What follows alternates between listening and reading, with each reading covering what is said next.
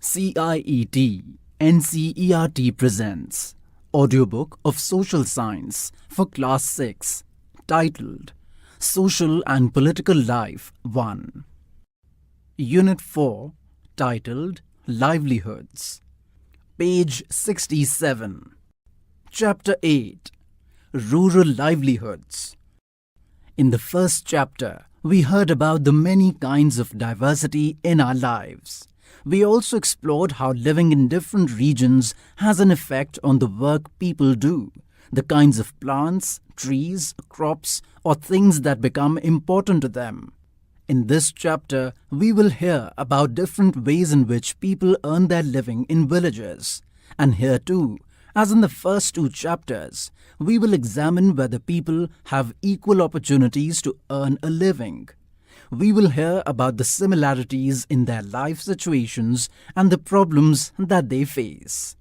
There is a picture given on page number 67. In this picture, a drawing is made of several people doing different kinds of work in a village. There is a box given here beneath the picture on page number 67. It has various points written in it, which says 1. Describe the work that people are doing in the picture given here. 2. Identify the different types of work that are related to farming and those that are not. List these in a table. 3. In your notebook, draw some pictures of work that you have seen people do in rural areas and write a few sentences that describe the work. Page number 68. Kalpattu village. Kalpattu is a village that's close to the seacoast in Tamil Nadu. People here do many kinds of work. As in other villages, here too, there is non-farm work such as making baskets, utensils, pots, bricks, bullock carts, etc. There are people who provide services such as blacksmiths, nurses, teachers, washermen, weavers, barbers, cycle repair mechanics, and so on. There are also some shopkeepers and traders. In the main street, which looks like a bazaar, you will find a variety of small shops such as tea shops, grocery shops, barber shops, a cloth shop, a tailor, and 2 fertilizer and seed shops. There are 4 tea shops which sell tiffin such as idli, dosai and upama in the morning, and snacks like vadai, bonda and Mysore pak in the evening. Near the tea shops in a corner lives a blacksmith family whose home serves as their workshop. Next to their home is a cycle hire and repair shop. 2 families earn a living by washing clothes. There are some people who go to the nearby town to work as construction workers and lorry drivers. The village is surrounded by low hills. Paddy is the main crop that is grown in irrigated lands. Most of the families earn a living through agriculture. There is a picture given here on page number 68, in which men and women can be seen working on a paddy field. A note is given beneath the picture which says, "Transplanting paddy is back-breaking work." There are some coconut groves around. Cotton, sugarcane, and plantation are also grown, and there are mango orchards. Let us now meet some people who work in the fields in Kalpattu and hear what we can learn about farming from them. Tulsi. All of us here work on Ramalingam's land. He has 20 acres of paddy fields in Kalpattu. Even before I was married, I used to work on paddy fields in my parental village. I work from 8:30 in the morning till 4:30 in the evening, and Karuthamma, Ramalingam's wife, supervises us. Page number 69. This is one of the few times in the year that I find regular work. Now I am transplanting the paddy. When the plants have grown a bit, Ramalingam will call us again for weeding and then finally once again for the harvesting. When I was young, I could do this work with no difficulty. But now as I grow older, I find bending for long hours with my feet in water very painful. Ramalingam pays rupees 40 per day. This is a little less than what labourers get in my home village. But I come here because I can depend on him to call me whenever there is work. Unlike others, he does not go looking for cheaper labour from other villages. My husband, Raman, is also a labourer. We don't own any land. During this time of the year, he sprays pesticides. When there is no work on the farm, he finds work outside, either loading sand from the river or stone from the quarry nearby. This is sent by truck to be used in nearby towns to make houses. Apart from working on the land, I do all the tasks at home. I cook food for my family, clean the house and wash clothes. I go with other women to nearby forest to collect firewood.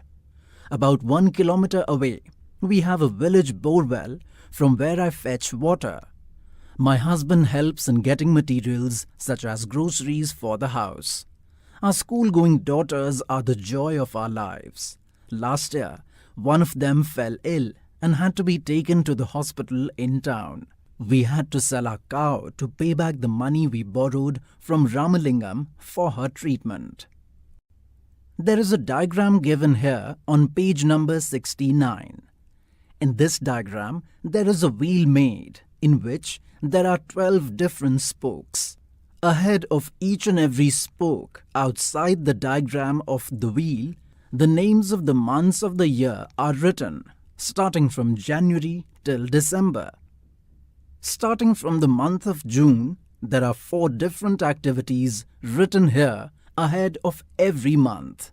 These are preparing saplings in June, transplanting in July and August, weeding in September and October, and harvesting in November and December.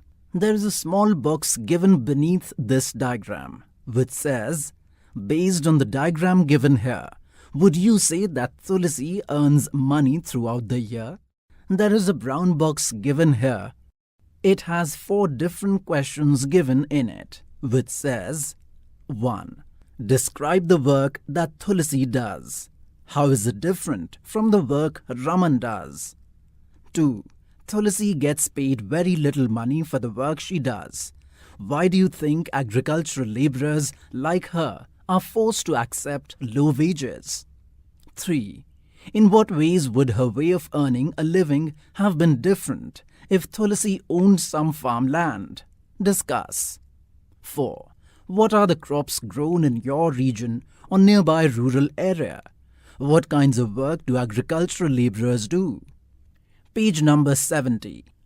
As you saw in Tulsi's story, poor families in rural areas often spend a lot of time every day collecting firewood, getting water, and grazing their cattle. Even though they do not earn any money from these activities, they have to do them for the household. The family needs to spend time doing this, as they are not able to survive on the little money they earn. Nearly 2/5 of all rural families are agricultural labourers in our country. There are some who have small plots of land, while others, like Tulsi, are landless. Not being able to earn money throughout the year forces people in many rural areas to travel long distances in search of work. This travel or migration takes place during particular seasons. Sekar. We have to carry this paddy to our house. My family has just finished harvesting our field. We don't own much land, only 2 acres. We manage to do all the work on our own. At times, especially during the harvest, I take the help of other small farmers and in turn help them harvest their field. The trader gave me seeds and fertilizers as a loan. To pay back this loan, I have to sell my paddy to him at a somewhat lower price than what I would get in the market. He has sent his agent to remind farmers who have taken loans that they will sell the paddy only to him. I will probably get 60 bags of paddy from my field. Some of this I will sell to settle the loan, The rest will be used in my home. But whatever I have will last only 8 months. So, I need to earn some money. I work in Ramalingam's rice mill. Here, I help him collect paddy from other farmers in the neighboring villages. We also have a hybrid cow, whose milk we sell in the local milk cooperative. This way, we get a little extra money for our everyday needs. There is a picture given here on page number 70. In this picture, we can see farm laborers working to process paddy. On being in debt. As you have heard just now, very often farmers like Sekar need to borrow money to purchase basic things like seeds, fertilizers and pesticides. Often, they borrow this money from money lenders. If the seeds are not of good quality or pests attack their crop, there can be a major crop failure. Page number 71. The crops can also be ruined if the monsoon does not bring enough rain. When this happens, farmers sometimes are unable to pay back their loans.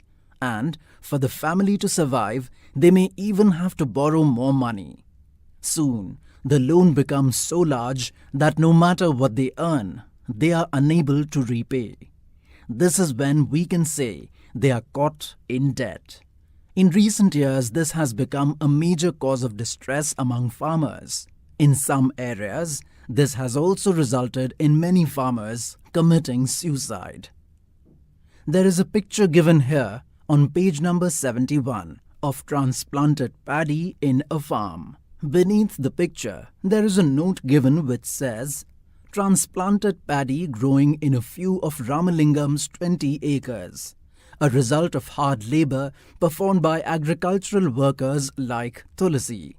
There are 4 questions given here on page number 71 between 2 yellow-colored lines.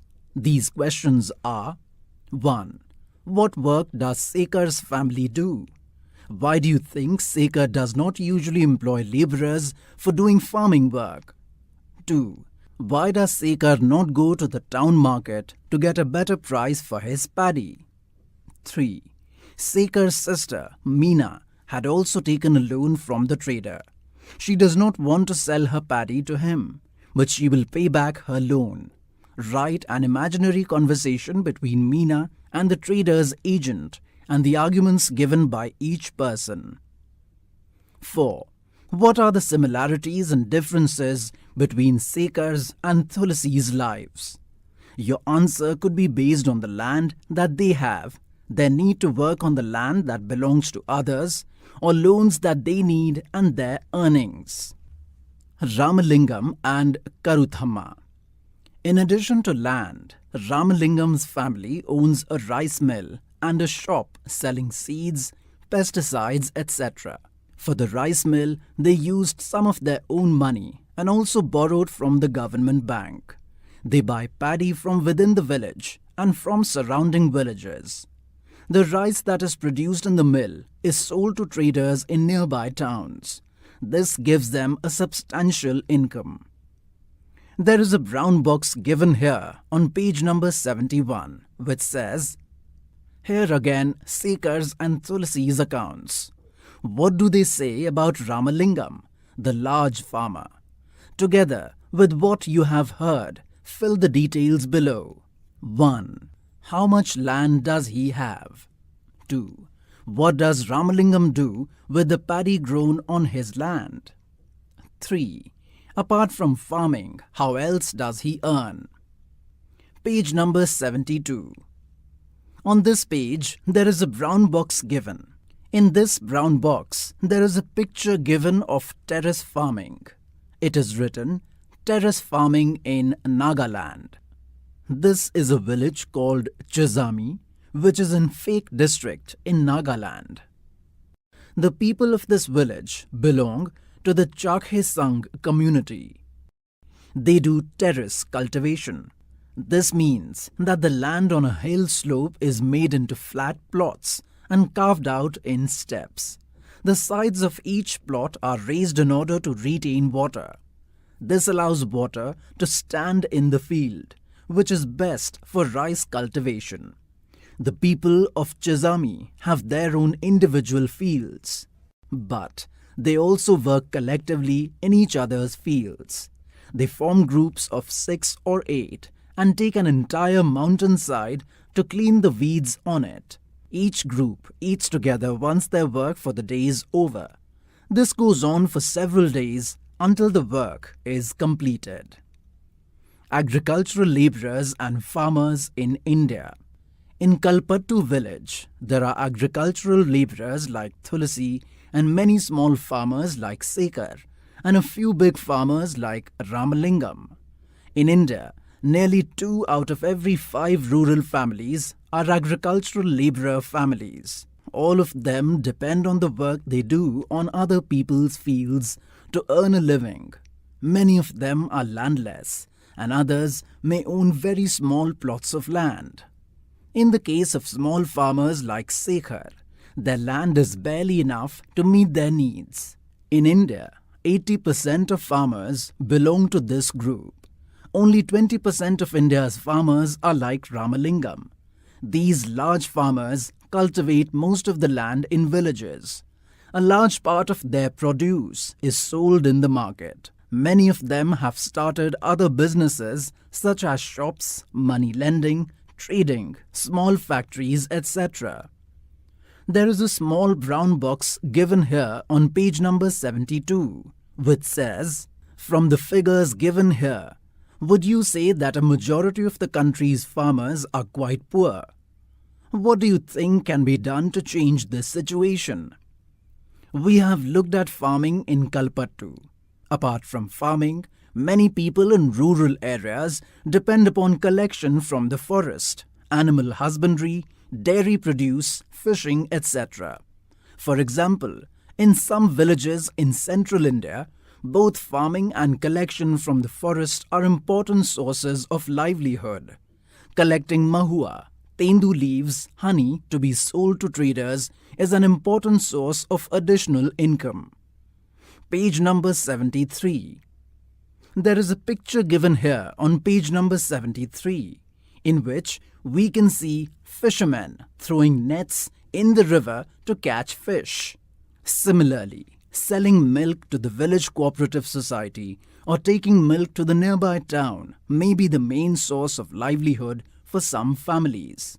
In the coastal areas, we find fishing villages. Let us find out more about the lives of a fishing family by reading about Aruna and Parivelan, who live in Pudupet, a village close to Kalpattu. There is a picture given here on page number 73, in which a fisherwoman is selling the fish at a local market. Aruna and Parivelan. Not very far from Kalpattu is the village of Pudupet. People here earn their living by fishing. Their houses are close to the sea, and one finds rows of catamarans and nets lying around. At about 7 o'clock in the morning, there is a lot of activity on the beach. This is the time when the catamarans return with their catch, and women gather to buy and sell fish. My husband Parivelan, my brother, and my brother-in-law returned late today. I was very worried. They go to the sea together in our catamaran. They said they were caught in a storm. I have kept aside some fish for the family. I will auction the rest. Page number 74. The money I get from the auction will be divided into 4 shares, one each for each person who went fishing, and the 4th one is for the equipment. Since we own the catamaran, engine and nets, we get that share too.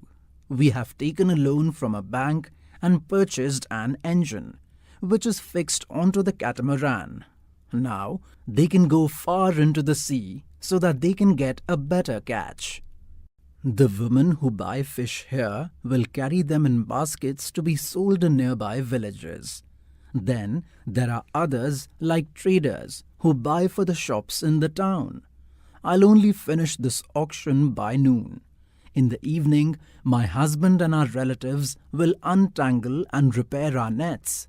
Early tomorrow morning around 2 a.m., they will set out to sea again.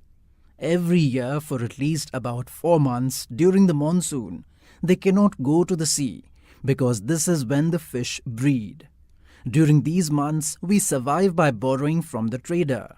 Because of this, later on we are forced to sell the fish to that trader and cannot do our auction. Those lean months are the most difficult. Last year, we suffered a lot because of the tsunami. Rural livelihoods.